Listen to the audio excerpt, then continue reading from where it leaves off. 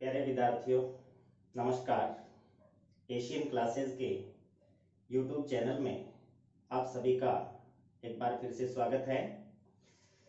कल की क्लास में हमने अध्ययन किया अर्थशास्त्र का परिचय लेसन में अर्थशास्त्र की परिभाषाओं का, अर्थशास्त्र की प्रकृति का, जो कला है यह विज्ञान, व्यष्टि एवं समष्टि अर्थशास्त्र की परिभाषाओं का एवं व्यष्टि एवं समष्टि अर्थशास्त्र के मध्य मुख्य अंतर का अध्ययन की इसी कड़ी में आज हम अध्ययन करेंगे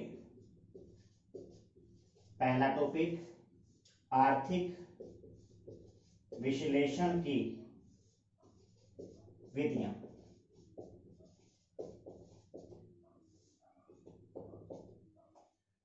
आर्थिक विश्लेषण की विधियां। आर्थिक विश्लेषण की विधियों को 3 प्रकार से विभाजित किया जाता है। सबसे पहला है निर्भरता के आधार पर। निर्भरता के आधार पर। दूसरा है समय तत्व के आधार पर। समय तत्व के आधार पर। और तीसरा है उपकरण के आधार पर। सबसे पहला है निर्भरता के आधार पर, दूसरा है समय तत्व के आधार पर और तीसरा है उपकरण के आधार पर। इसको हम 2 भागों में बांटते हैं। पहला है आंशिक और दूसरा है सामान्य विश्लेषण। पहला है आंशिक विश्लेषण, दूसरा है सामान्य विश्लेषण। अभी हम एक बार सभी को नोट कर लेते हैं, उसके बाद सभी को हम विस्तार से समझेंगे। समय तत्व के आधार पर आर्थिक विश्लेषण की विधियों को हम 3 भागों में विभाजित करते हैं। सबसे पहला है स्थैतिक, दूसरा है तुलनात्मक और तीसरा है प्रावैधिक। उपकरण के आधार पर आर्थिक विश्लेषण की विधियों को हम 2 भागों में विभाजित करते हैं। पहला है निगमन और दूसरा है आकलन। आइए हम इन सभी पे विस्तार से चर्चा करते हैं। जब निर्भरता के अंदर हम आंशिक विश्लेषण की बात करते हैं तो इसमें हम किसी एक चर की दूसरे एकमात्र चर पर निर्भरता के आधार पर अध्ययन करते हैं। जैसे जब हम मांग और पूर्ति की बात करते हैं, मांग के नियम में हम क्या करते हैं, अन्य सभी बातों को स्थिर मानते हैं। सिर्फ और सिर्फ किसमें परिवर्तन की, कीमत में परिवर्तन की, कीमत में होने वाले परिवर्तन का मांग मात्रा में परिवर्तन पर प्रभाव देखते हैं। तो सिर्फ एक घटक की दूसरे पर निर्भरता, यानी मांग की किस पर निर्भरता, सिर्फ और सिर्फ कीमत पर। बाकी सब चीजों को क्या मानते हैं, हम स्थिर मानते हैं। तो ऐसा विश्लेषण क्या कहलाता है, आंशिक विश्लेषण कहलाता है। समझ के मेरी बात को दोबारा से देखिए। जब हम जैसे मांग के नियम की हम बात करें तो मांग के नियम में चूंकि हम मांग मात्रा पर सिर्फ और सिर्फ किसके परिवर्तन के प्रभाव का, कीमत के परिवर्तन के प्रभाव का यदि हम अध्ययन करते हैं कि कीमत में परिवर्तन से मांग मात्रा में क्या परिवर्तन हो रहा है, तो चूंकि हम एक ही घटक की बात कर रहे हैं, बाकी समस्त घटकों को हम स्थिर मान के चलते हैं, तो इस प्रकार से किया गया विश्लेषण क्या कहलाता है, आंशिक विश्लेषण कहलाता है। दूसरा आता है सामान्य। अब इसी यदि हम मांग के नियम की बात करें तो मांग मात्रा में परिवर्तन का जब कीमत के साथ साथ अन्य समस्त घटकों में परिवर्तन के प्रभाव की व्याख्या करें, जैसे जनसंख्या में वृद्धि से मांग मात्रा पर क्या प्रभाव पड़ेगा, प्लस कीमत में परिवर्तन का प्लस और सारे घटक जो भी हों, यदि समस्त घटकों की व्याख्या करें तो ऐसा विश्लेषण क्या कहलाता है, सामान्य आर्थिक विश्लेषण कहलाता है। समझ गए मेरी बात को कि जब एक ही घटक पे आधार पर व्याख्या कर रहे हैं तो आंशिक विश्लेषण, और जब समस्त घटकों के आधार पर व्याख्या कर रहे हैं तो सामान्य विश्लेषण। उसके बाद आता है समय तत्व के आधार पर। सबसे पहला है स्थैतिक। स्थैतिक में किसी एक समय बिंदु पर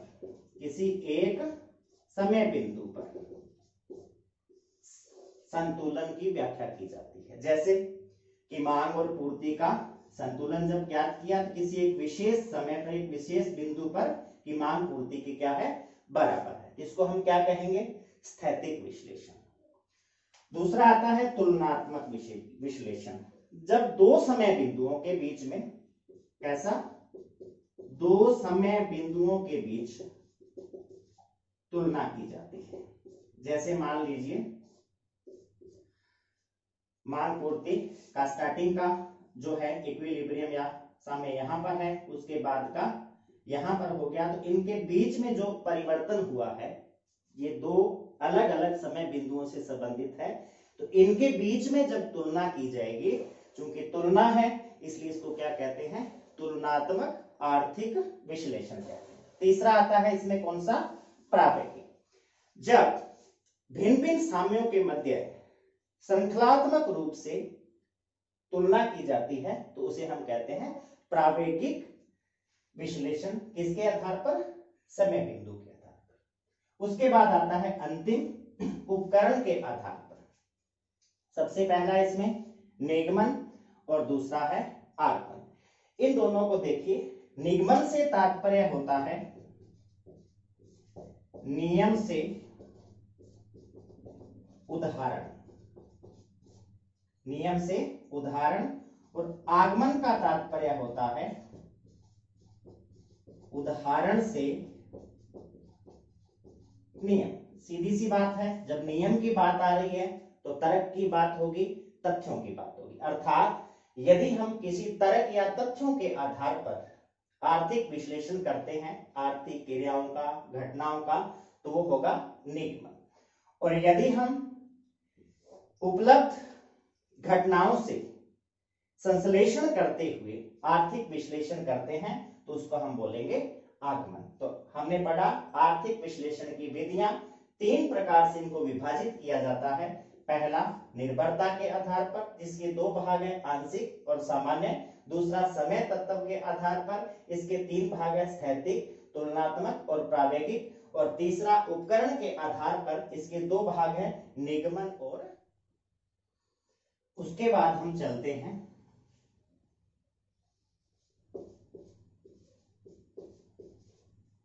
केंद्रीय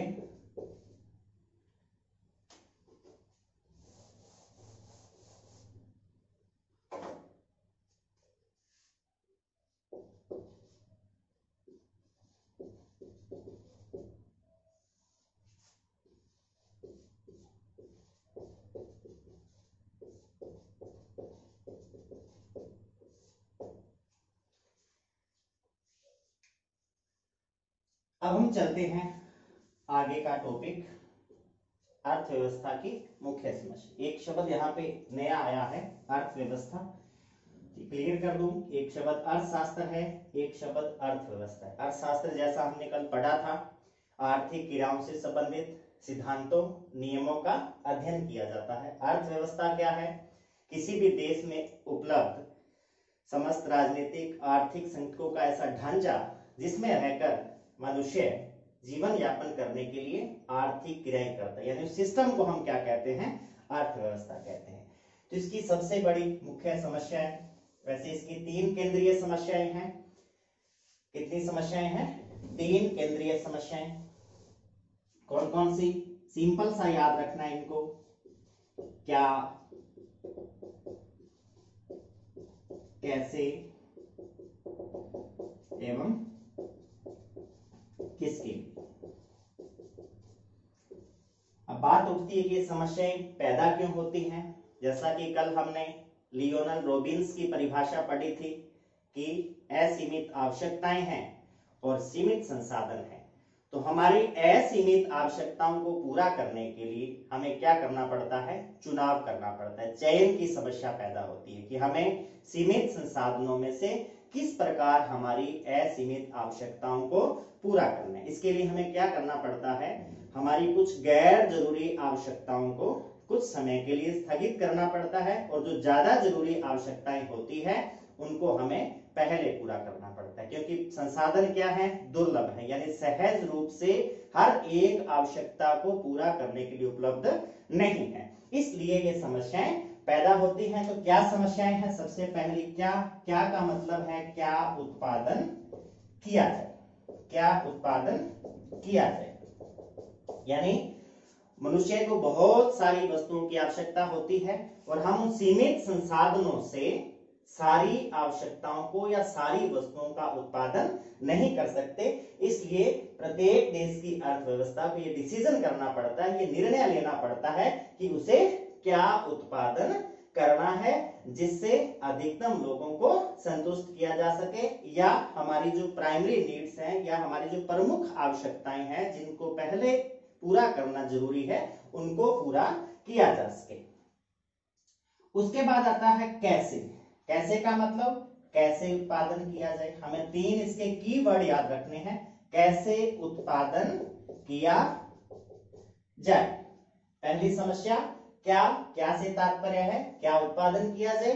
दूसरी समस्या कैसे, इसका मतलब कैसे उत्पादन किया जाए। कैसे उत्पादन से तात्पर्य यह है उत्पादन के लिए दो प्रकार की तकनीकें काम में ली जाती है। एक आती है पूंजी प्रधान तकनीक और दूसरी आती है श्रम प्रधान तकनीक। पूंजी प्रधान तकनीक से तात्पर्य यह है कि वस्तुओं के उत्पादन में मशीनों का ज्यादा प्रयोग किया जाता है, और श्रम प्रधान तकनीक दूसरी है जो उससे तात्पर्य यह है कि वस्तुओं के उत्पादन में श्रम का ज्यादा प्रयोग किया जाता है। देखिए ये इसका निर्णय देश की अर्थव्यवस्था पर निर्भर करता है कि किस प्रकार की अर्थव्यवस्था है। यहां तो यदि कोई व्यवस्था ऐसी है जहां पूंजी श्रम के मुकाबले में सस्ती है तो वहां तकनीक कौन सी काम में ली जाएगी, पूंजी प्रधान तकनीक। लेकिन यदि कोई ऐसा देश है जो अविकसित है या अर्ध विकसित है जहां श्रम की प्रधानता है यानी लेबर ज्यादा उपलब्ध है, उस देश में यदि पूंजी प्रधान तकनीक काम में ली जाएगी तो लेबर क्या होगी, श्रम बेरोजगार होगा, जिससे बेरोजगारी फैलेगी। बेरोजगारी फैलेगी तो राष्ट्रीय आय कम होगी, उत्पादन का स्तर गिरेगा और वह उस देश के विकास के लिए सही नहीं होगा। तीसरा आता है किसके लिए। तो ये किसके लिए का मतलब क्या है, किसके लिए उत्पादन किया जाए, किसके लिए उत्पादन किया जाए। इससे तात्पर्य क्या है कि जो आप उत्पादन कर रहे हो उसका वितरण किसके बीच में किया जाना है, उसका वितरण किसके बीच में किया जाना है। तो तीन समस्याएं कौन कौन सी, पहला क्या, दूसरा कैसे, तीसरा किसके लिए। क्या से तात्पर्य क्या उत्पादन किया जाए, क्योंकि संसाधन क्या है, सीमित है, आवश्यकताएं अनंत है, तो हमें जिन वस्तुओं का उत्पादन करना है उनका हमें क्या करना पड़ता है, चयन करना पड़ता है। दूसरा कैसे उत्पादन किया जाए, मींस हमें पूंजी प्रधान तकनीक से कार्य करना है या श्रम प्रधान तकनीक से कार्य करना है या उत्पादन करना है। किसके लिए, जो आपने उत्पादन किया है उसका वितरण किनके बीच में किस प्रकार से किया जाना है।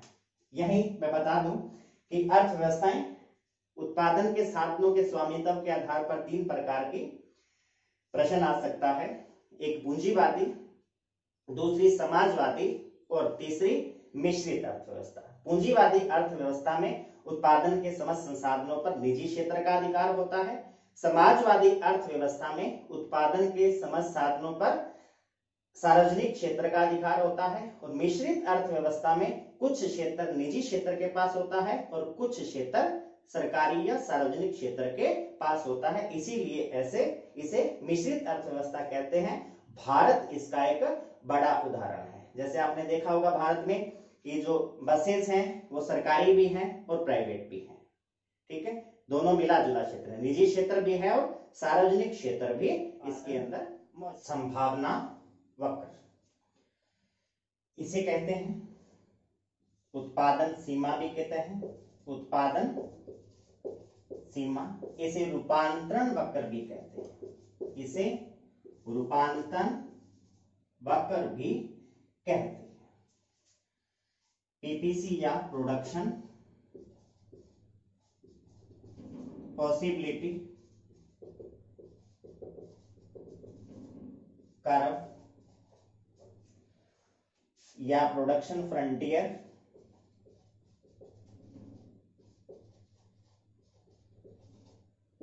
या ट्रांसफॉर्मेशन कर्व।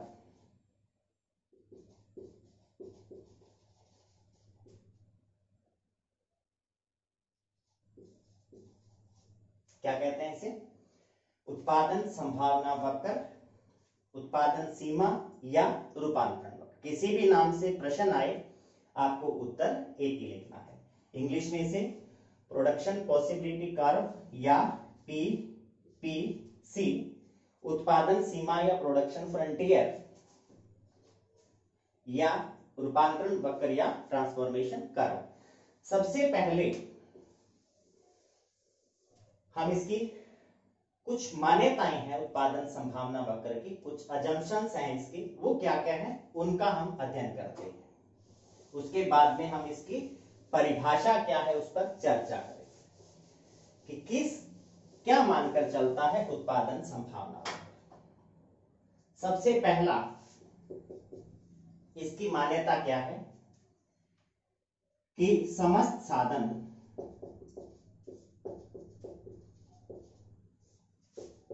रोजगार में लगे हुए हैं। समस्त साधन क्या है? रोजगार में लगे, यानी बेरोजगारी नहीं है। दूसरा,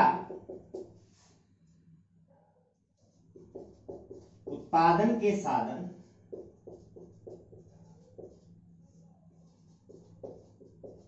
कुशलता पूर्वक कार्य में संलग्न है। कुशलता से तात्पर्य यह है कि किसी भी उत्पादन के साधन में अतिरिक्त क्षमता की कोई गुंजाइश नहीं है, यानी आप किसी भी तरीके से उन साधनों से और उत्पादन नहीं ले सकते। तीसरा, साधनों की मात्रा स्थिर है। साधनों की मात्रा क्या है? स्थिर है, यानी उत्पादन के साधन ना घटेंगे और ना ही बढ़ेंगे। चौथा, जो उत्पादन की तकनीक है, उत्पादन की तकनीक क्या है? स्थिर है। उत्पादन की जो टेक्निक आप काम में ले रहे हो, यानी किसी भी तरीके से आप तकनीक बदलकर उत्पादन को नहीं बढ़ा सकते। और अंतिम पांचवी, सरकार का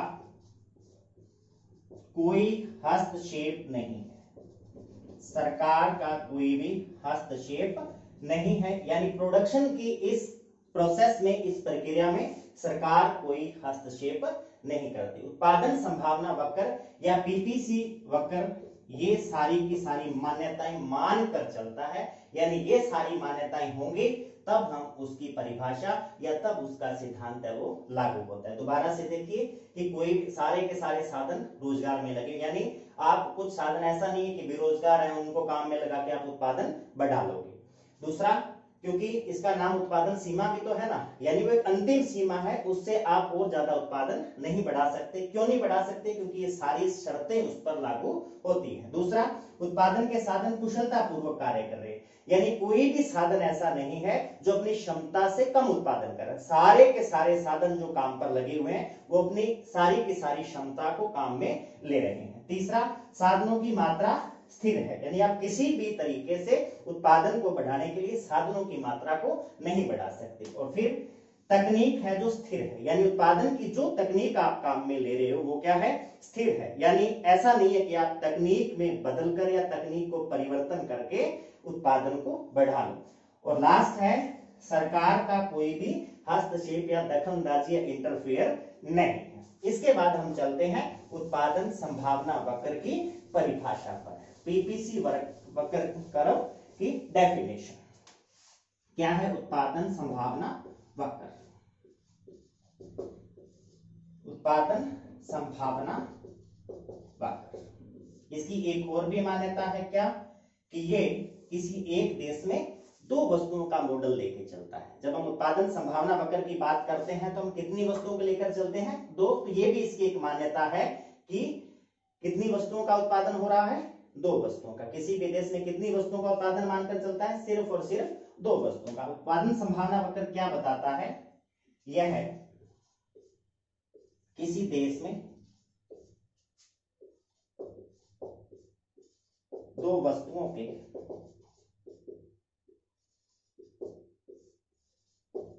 उत्पादन के उन विभिन्न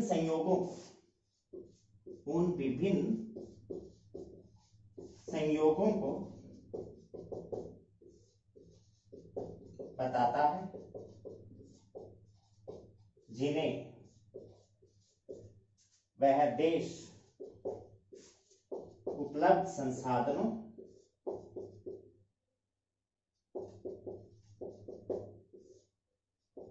एवं सर्वश्रेष्ठ तकनीक किससे सर्वश्रेष्ठ तकनीक से उत्पन्न कर सकता। अब इसको हम विस्तार से समझते हैं। सबसे पहला, कितनी वस्तुएं?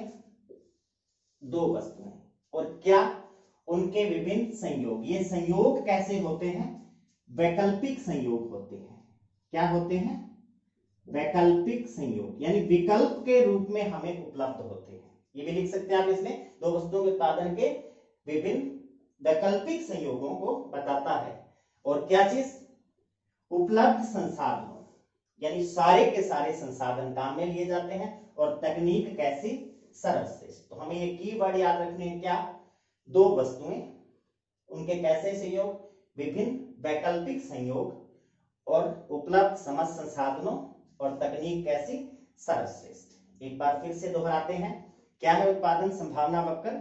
यह किसी देश में दो वस्तुओं के उत्पन्न किए जाने वाले उन विभिन्न वैकल्पिक संयोगों को बताता है जिन्हें वह देश अपने देश में उपलब्ध समस्त संसाधनों एवं सर्वश्रेष्ठ तकनीक के द्वारा उत्पन्न कर सकता है।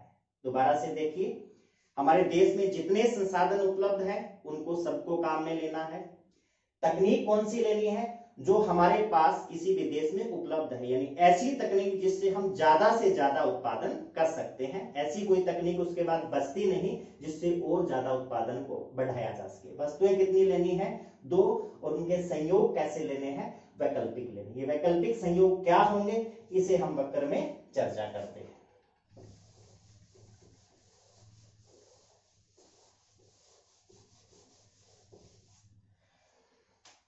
पीपीसी कारक या उत्पादन संभावना वक्र। उत्पादन संभावना वक्र, नाम इसके मैंने और भी बताए हैं। उत्पादन सीमा भी बताया है, रूपांतरण वक्र भी बताया है। क्या बताया है? एक उत्पादन सीमा या प्रोडक्शन फ्रंटियर, और दूसरा बताया है रूपांतरण वक्र। कैसा चित्र बनता है इसका? ये है वाई एक्सिस और ये है एक्स एक्सिस। इस पे हम कोई भी एक वस्तु ले लेते हैं, मान लिया बंदूक ले ली। इस पर हम कोई भी वस्तु ले लेते हैं, मान लिया मक्खन ले लिया। वक्र बना लिया हमने इस प्रकार से। ये क्या है? मूल बिंदु के प्रति नतोदर है, इसको बोलते हैं कॉन्केव। एक होता है उन्नतोदर, वो आगे पाठ में आएगा, तब हम उसके बारे में जानकारी प्राप्त करेंगे। नतोदर का मतलब क्या है? इसको हम एक साइंस की भाषा में समझे तो अवतल। क्या होता है? अवतल। अवतल दर्पण और लेंस आपने पढ़े हैं। क्या पढ़ा है अवतल दर्पण के बारे में? इस प्रकार से उसकी स्ट्रक्चर पढ़ी है कि ये किनारों पर मोटे होते हैं और बीच में क्या होते हैं? पतले होते हैं। ठीक इसी प्रकार का वक्र है कि सेम वक्र इसके दूसरे साइड में बनाया जाए। जैसे ऐसे बनाया है तो दूसरा कैसे बनेगा? ऐसे। यानी इसको आप आधा करो तो कैसा बन रहा है? इसके जैसा बन रहा है ना? बिल्कुल कैसा बन रहा है? इसके जैसा। तो याद रखने में आसानी रहेगी कि ये नतोदर है। ठीक है, कैसा बनेगा? अवतल जैसा। अवतल का कैसा होता है? पूरा अवतल ऐसे होता है, किनारों पर मोटा, बीच में से पतला। अब यदि हम इसको आधा करें, कैसे करेंगे? अब इसकी ये वाली स्ट्रक्चर इससे मैच हो रही है ना, तो हमें याद रखने में आसानी है कि ये कैसा है? नतोदर है। ठीक है, अब इसमें देखिए ये जो आपका वक्र है ये पीपीसी कर्व है, इसको हम बोलते हैं उत्पादन संभावना वक्र। ठीक है, दो वस्तुएं हैं, एक हमने एक्स एक्सिस पर ली है, एक हमने वाई एक्सिस पर ली है। अब ये इनके वैकल्पिक संयोग है। वैकल्पिक संयोगों का मतलब आप ज्यादा से ज्यादा इतना उत्पादन कर सकते हो। कितना उत्पादन कर सकते हो? इतना। अब यदि आप इस बिंदु पर उत्पादन करते हो तो क्या होगा? बंदूकें आप इतनी उत्पन्न करोगे, मक्खन आप इतना उत्पन्न करोगे, लेकिन इससे क्या होगा? आपके इतना उत्पादन करने के बराबर साधन बेरोजगार है। आपने सारे के सारे साधन काम में नहीं लिए, इसलिए ये उत्पादन संभावना वक्र के ऊपर का बिंदु नहीं है, क्योंकि हमारे पास इतने के बराबर अतिरिक्त क्षमता भी उपलब्ध है, क्योंकि हमारे इतना उत्पादन करने लायक संसाधन अभी बेरोजगार है। यदि हम इससे बाहर कोई बिंदु लेते हैं तो ये भी नहीं हो सकता, क्योंकि उत्पादन सीमा से क्या है? बाहर है। ये उत्पादन सीमा है हमारी, इसको हम दूसरा नाम हमने क्या दिया? उत्पादन सीमा। ये हमारा प्रोडक्शन फ्रंटियर या उत्पादन सीमा है। इसके अंदर रहते हो तो आपके संसाधन बेरोजगार रहेंगे, इसके बाहर का कोई बिंदु लेते हो तो हमारे पास इस बिंदु तक उत्पादन करने के लिए साधन उपलब्ध नहीं है। तो इसका मतलब मैक्सिमम सीमा क्या है, या अधिकतम आप कैसा उत्पादन कर सकते हो? यहां तक उत्पादन कर सकते हो। अब ये वैकल्पिक संयोग कैसे हैं? अब ये उस देश की इच्छा है या आपकी इच्छा है उत्पादनकर्ता की कि वो ये संयोग चुनना चाहता है, तो वो क्या करेगा? इतनी बंदूकों का उत्पादन करेगा, इतने मक्खन का उत्पादन करेगा। यदि वो इस बिंदु पर रुकता है तो इतनी बंदूकें उत्पादन करेगा, इतना मक्खन उत्पादन करेगा। यदि वो इस बिंदु पर रुकता है, इतनी बंदूकें उत्पादन करेगा, इतना मक्खन उत्पादन करेगा। यानी आपके पास विकल्प उपलब्ध है। आप चाहो तो इस बिंदु को चुन लो, आपकी बंदूकों का उत्पादन ज्यादा हो जाएगा, मक्खन का उत्पादन कम हो जाएगा। आप इस बिंदु को चुनते हो, आपकी बंदूकों का उत्पादन इतना हो जाएगा, मक्खन का उत्पादन इतना हो जाएगा। आप इस बिंदु को चुनते हो, बंदूकों का उत्पादन इतना हो जाएगा, मक्खन का उत्पादन इतना हो जाएगा। तो आपके पास विकल्प उपलब्ध है, वैकल्पिक संयोग है। ये उत्पादन करो, ये वाला करो, ये वाला करो, आपके पास विकल्प है ना कि कौन सा विकल्प आप चुनना चाहते हो, लेकिन आप इसके अंदर या बाहर का विकल्प नहीं चुन सकते। आपके पास विकल्प कहां उपलब्ध है? इस वक्र के ऊपर उपलब्ध है। तो वही चीज, दो वस्तुएं हैं, वैकल्पिक संयोग है उनके, कोई सा भी चुन सकते हो। समस्त संसाधन और तकनीक कैसी? सर्वश्रेष्ठ तकनीक। तो इसके द्वारा जो वक्र प्रदर्शित किया जाता है उसी को हम कहते हैं उत्पादन संभावना वक्र। पुनः से क्या बताता है? क्या उत्पादन संभावना वक्र? ऐसा वक्र जो किसी देश में उपलब्ध समस्त संसाधनों एवं सर्वश्रेष्ठ तकनीक के द्वारा दो वस्तुओं के वैकल्पिक संयोगों के उत्पादन को बताता है, उसे उत्पादन संभावना वक्र कहते हैं। समझ आ गया होगा आपको सभी को मेरे ख्याल से। अब यहां एक बिंदु आता है, दो चीजें आती हैं, अवसर लागत अब और एक आता है सीमांत अवसर लागत। एक आती है अवसर लागत, दूसरा आता है सीमांत अवसर लागत। ये क्या चीज है? देखिए, सबसे पहला अवसर लागत क्या है? देखिए, आप जैसे जैसे इस बिंदु से इस बिंदु की ओर जाते हैं, मान लीजिए आपका वक्र ए और बी है, इन दोनों बिंदुओं को हमने नाम दे दिया ए और बी, बीच के बिंदुओं का नाम दे दिया सी, डी और ई। यदि आप सी बिंदु से डी बिंदु की ओर जाते हैं तो क्या हो रहा है? देखिए, मक्खन की मात्रा बढ़ रही है, इस बिंदु पर आए बंदूक की मात्रा घट रही है, मक्खन की मात्रा बढ़ रही है। इस बिंदु पर आए क्या हो रहा है? बंदूक की मात्रा घट रही है, मक्खन की मात्रा बढ़ रही है।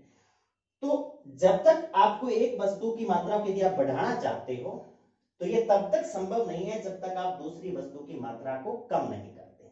इसका कारण क्या है? क्योंकि हमारे पास संसाधन क्या है? सीमित है। उन्हीं संसाधनों को आप मक्खन के उत्पादन में लगा सकते हो और उन्हीं संसाधनों को आप बंदूक के उत्पादन में क्योंकि हमारे पास संसाधन क्या है, सीमित है। उन्हीं संसाधनों से हमें बंदूक का उत्पादन करना है, उन्हीं संसाधनों से हमें मक्खन का उत्पादन करना है। यदि आप सारे के सारे संसाधन बंदूक के उत्पादन में लगाओगे तो बंदूकें यहां तक उत्पन्न कर लोगे, लेकिन मक्खन जीरो उत्पन्न होगा। और यदि आप सारे के सारे संसाधन मक्खन के उत्पादन में लगा दोगे तो मक्खन का उत्पादन इस बिंदु पर होगा, लेकिन बंदूकों का उत्पादन क्या होगा, जीरो होगा। तो आप मक्खन के उत्पादन को तब तक नहीं बढ़ा सकते जब तक आप बंदूक के उत्पादन को कम नहीं करते। आप बंदूक के उत्पादन को तब तक नहीं बढ़ा सकते जब तक आप मक्खन के उत्पादन को कम नहीं करते। तो हमें क्या करना पड़ता है, एक वस्तु की उत्पादन की मात्रा को बढ़ाने के लिए, यानी मक्खन की मात्रा को बढ़ाने के लिए हमें बंदूकों की मात्रा का त्याग करना पड़ता है, बंदूकों की मात्रा का उत्पादन कम करना पड़ता है।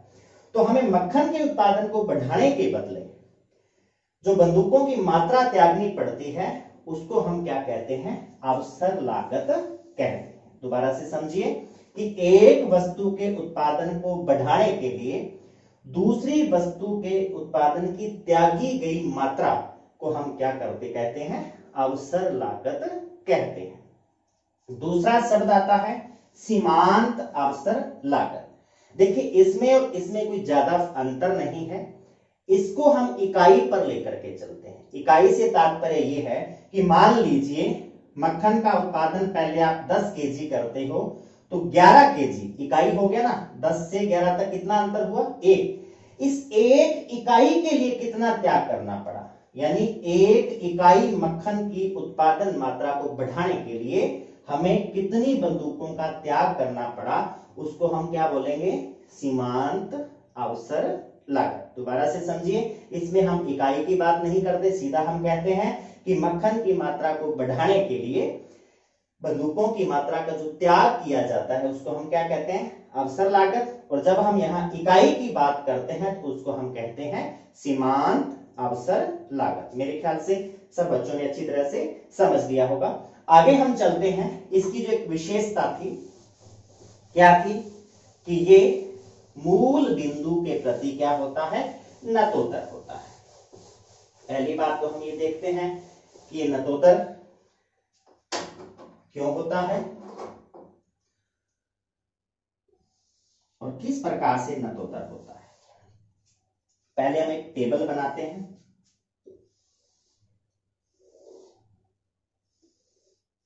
जिससे हमें थोड़ा अच्छी तरह से समझ आ जाएगा।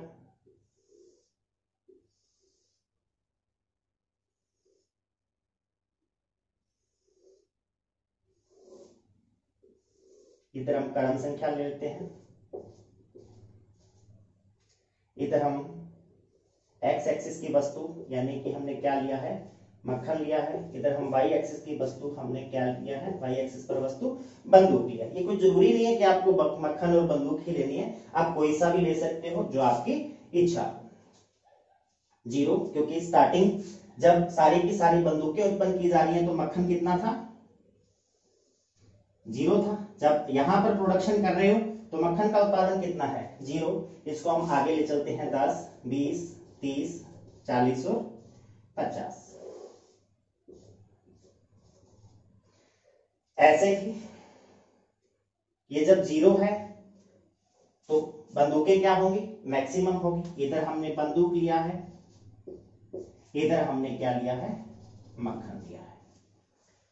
28, 24, 18, 10 और 0।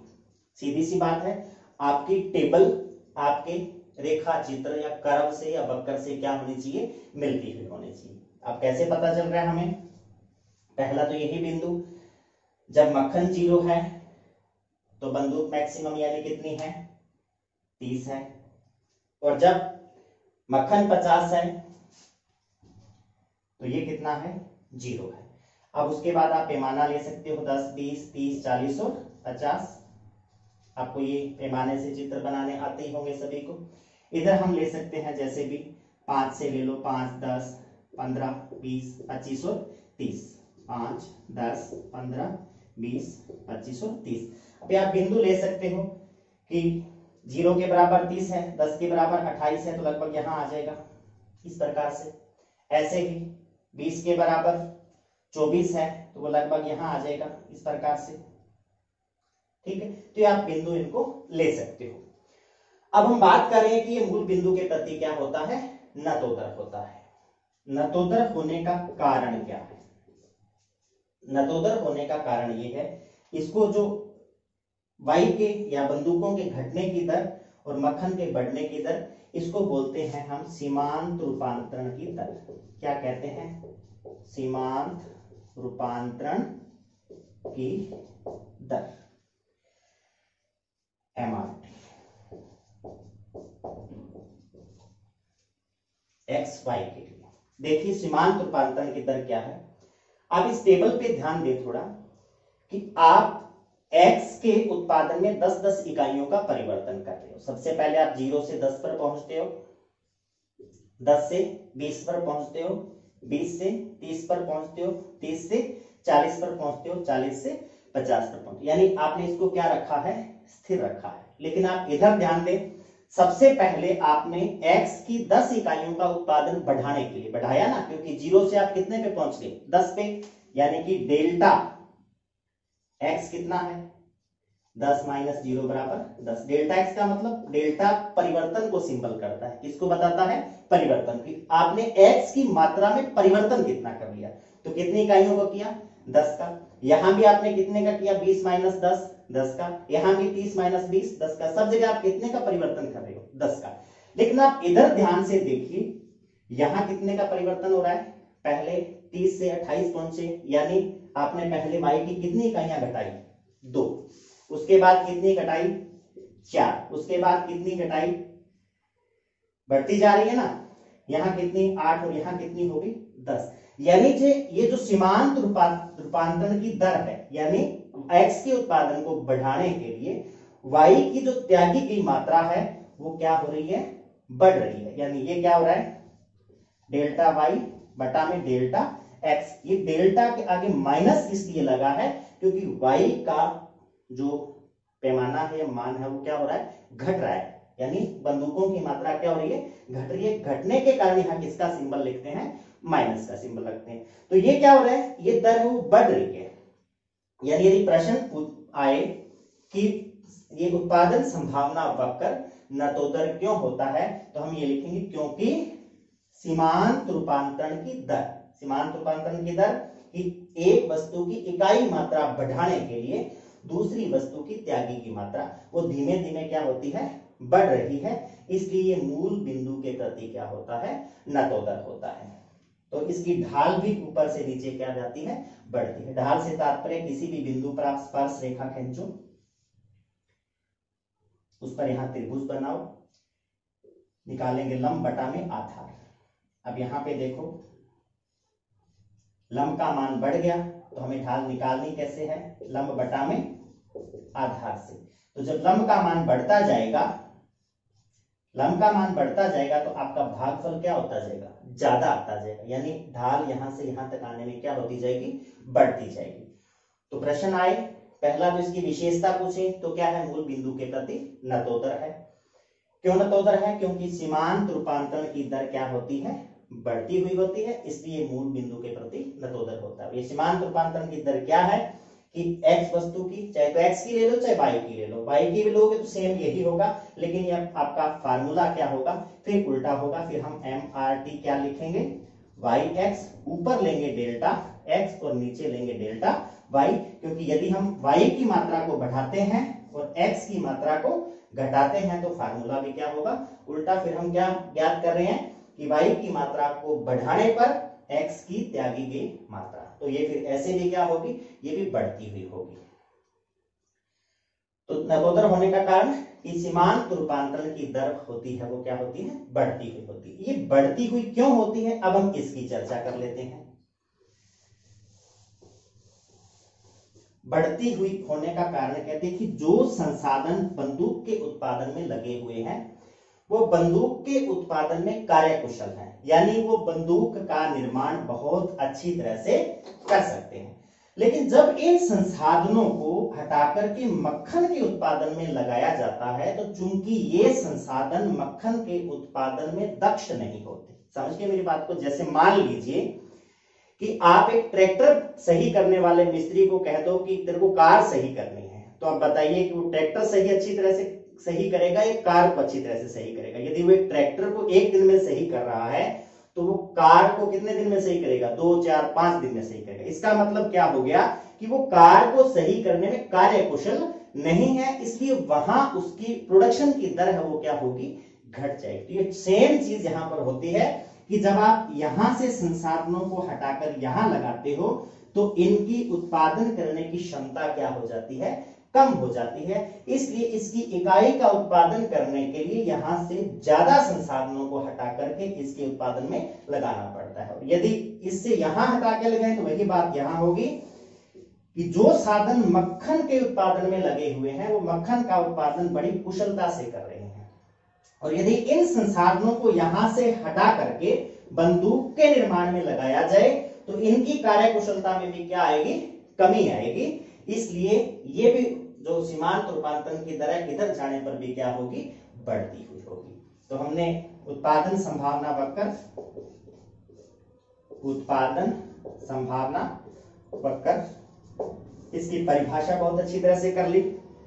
दो वस्तुएं, उनके वैकल्पिक संयोग, समस्त संसाधन और सर्वश्रेष्ठ तकनीक, इनके द्वारा जो उत्पादन की रेखा बताई जाती है उसी हम क्या कहते हैं? उत्पादन संभावना वक्र। इसकी विशेषता हमने कर ली, क्या होता है? मूल बिंदु के प्रति नतोदर या कॉन्केव। अब ये क्यों होता है? क्योंकि एमआरटी बढ़ती हुई होती है। ये क्यों बढ़ती हुई होती है? क्योंकि साधन जिस वस्तु के उत्पादन में लगे हुए हैं वहां वो कार्य कुशल होते हैं, दक्ष होते हैं। जब उनको एक जगह से हटाकर दूसरी जगह लगाया जाता है तो उनकी कार्य कुशलता में कमी आती है। इसलिए एमआरटी या मार्जिनल रेट ऑफ ट्रांसफॉर्मेशन या सीमांत रूपांतरण की दर बढ़ती हुई होती है। तो प्यारे बच्चों, ये था हमारा अर्थशास्त्र विषय का प्रथम अध्याय, अर्थशास्त्र का परिचय, जिसको हमने 2 क्लासों के माध्यम से कंप्लीट किया है। इस लेसन के भाग फर्स्ट का वीडियो पूर्व में एशियन क्लासेस चैनल पे डाल दिया गया है। यदि किसी बच्चे ने पहले वाला वीडियो नहीं देखा है तो उसका लिंक डिस्क्रिप्शन बॉक्स में डाल दिया जाएगा, तो आप वहां से पहले वह वीडियो देखें, पहला भाग, उसके बाद आप इसका दूसरा भाग देखेंगे, जिसको हमने आज किया है। मुख्यतः आज हमने आर्थिक विश्लेषण की विधियां, केंद्रीय समस्याएं जो कि क्या, कैसे और किसके लिए, और तीसरा उत्पादन संभावना वक्र, इसकी मान्यताओं पर विस्तार से चर्चा की। तो आप सभी का बहुत बहुत धन्यवाद और आभार। आगामी लेसन उपभोक्ता का व्यवहार, उसकी हम नेक्स्ट क्लास में चर्चा करेंगे। धन्यवाद।